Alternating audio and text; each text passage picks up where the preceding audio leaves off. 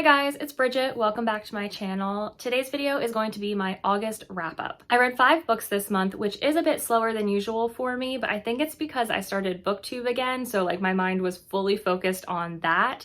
It also was a bit of a mixed bag in terms of ratings for the books that I read. I had everything from 2-star to 5-star ratings, and so what I wanted to try in this video is to switch up the format a little bit, and instead of giving you the books that I read in the order that I read them, I wanted to go in order of my rating. So I'm going to start with my lowest rated books first and lead up to my highest rated, end on a high note. So on that note, let's just get right into this wrap up, starting with my lowest rated books for this month. The first one is The Jasmine Throne by Tasha Suri.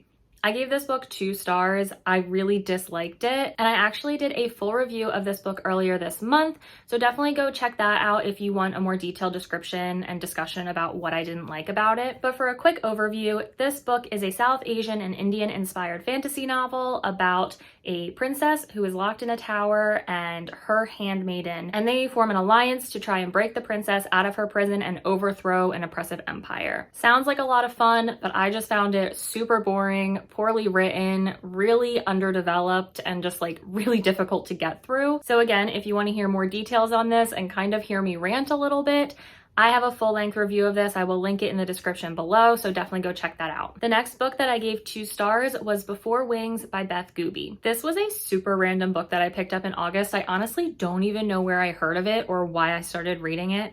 But again, it just was very boring and I really struggled to get through it. It's a young adult novel about a 15-year-old girl named Adrian who had an aneurysm 2 years previously. Ever since this aneurysm, she has just felt like she is on death's door, that her life has an expiration date, and she's just been really miserable and depressed ever since then. So Adrian is spending the summer working at her aunt's summer camp, and while she is there, she begins seeing these spirits of a group of young girls who also attended the summer camp decades before. So then the novel is essentially about Adrian witnessing these flashbacks and visions of this group of girls and their life at the camp. And as she learns more about these girls, Adrian begins to grow as a person and come to terms with her aneurysm and just learn to live life to the fullest. So I gave it 2 stars because my gut instinct was that it didn't deserve 1 star. There was like some redeeming qualities, like there were a couple parts where I was interested in the story, but one of the reasons that I disliked this book so much was that Adrian was just not a very likable character. And I'm not saying that characters have to be likable to enjoy the book, but she just like was miserable to read about. Like I just couldn't connect with her at all. She just was such a downer, and like, I don't know, I didn't care about her story one bit. I didn't like the way it was written either. It just really felt like it was dragging. And at the end of it, I just kind of felt like, why did I read this? And also the ghost spirit aspect of the book was not as interesting as I thought it was going to be. And I don't know. I didn't like the way any of the characters were written, and it just wasn't for me, and I don't really know where I even found this book to pick it up in the first place. So those were the 2 books that I read that were lower rated this month. So let's get into the books that were higher on the spectrum. The first book is a 4-star read, and that is The Bridge of Souls by Victoria Schwab, and this is the 3rd book in the Cassidy Blake series. I'm not sure if this is like the 3rd and final book or if this is like an ongoing series that's going to have more installments, but regardless, it was a lot of fun. I really love this series. They're just quick and easy. They are middle grade, so what I think is great about that is that they are meant to catch your attention quickly and keep it. So I love reading these books in between other books because they're just like the perfect palate cleanser. If you don't know anything about this series, it follows a young girl, Cassidy, who had a near-death experience, and now she can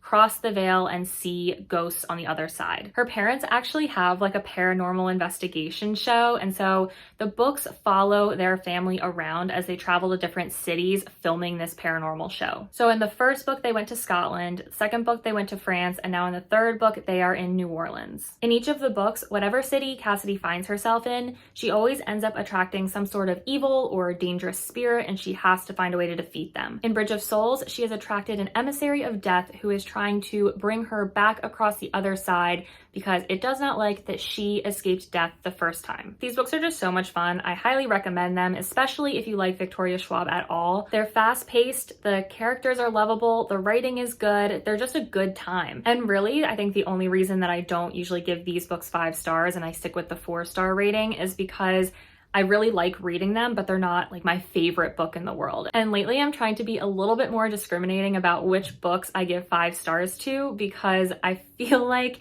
I'm very quick to just give everything I read 5 stars if I liked it. And then it's too hard to distinguish like which books were my actual favorite books and which books were just like really enjoyable to read. So 4 stars for Cassidy Blake. And now onto my 5-star reads. The first book in this category is kind of a throwaway, and it is Harry Potter and the Order of the Phoenix by J.K. Rowling. This is not a new book for me. I have read these books many times before, and the only reason that it's on this list is that I finished it in August finally. My wife and I have been rereading the Harry Potter series over the last couple years actually, and it takes so long because the way that we read them is at night. I will read out loud to her.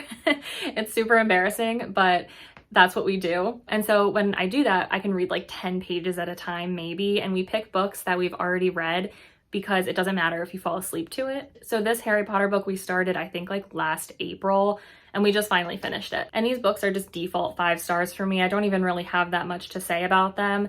They're just very reminiscent of my childhood. The 5th and last book on this list is by far my favorite, which is why I left the best for last, and that is Rhythm of War by Brandon Sanderson, and this is the 4th book in the Stormlight archive. I have said it so many times on this channel, I adore this series.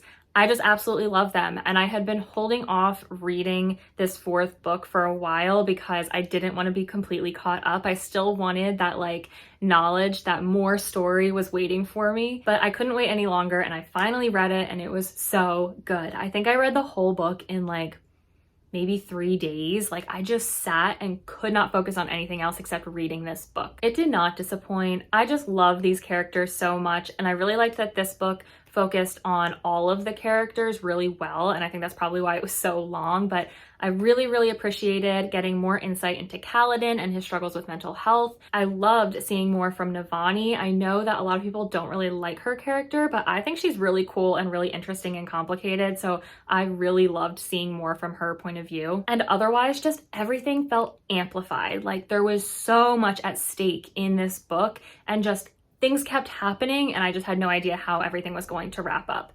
So I am so excited for the 5th one. It's just, it cannot come soon enough. Seriously, I don't know how people have been waiting for so long. But now, of course, I'm sad because I'm up to date, and all I want to do is go back and reread the first one so that I can connect all the dots.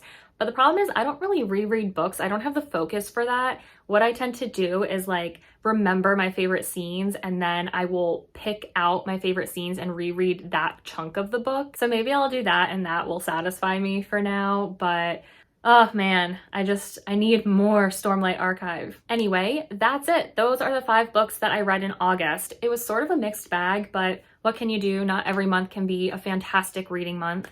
Hopefully September will be better. It's already off to a good start, so can't complain. Let me know what you guys read this month, and if you enjoyed this video, remember to like and subscribe. Also, you can go find me over on Instagram and Goodreads. I will put links to both of those sites in the description below. Otherwise, guys, I will see all of you in my next video.